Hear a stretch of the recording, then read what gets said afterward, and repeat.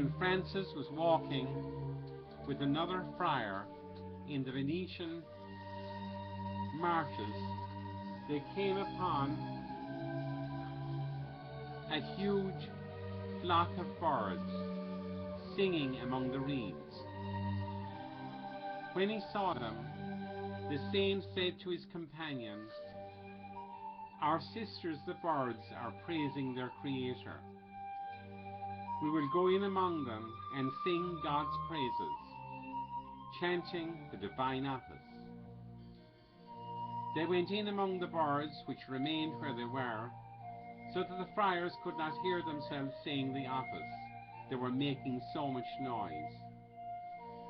Eventually the saint turned to them and said, "My sisters, stop singing until we have given God the praise to which he has a right." The birds were silent immediately and remained that way until Francis gave them permission to sing again. After they had taken plenty of time to say the office and had finished their praises, then the birds began again as usual.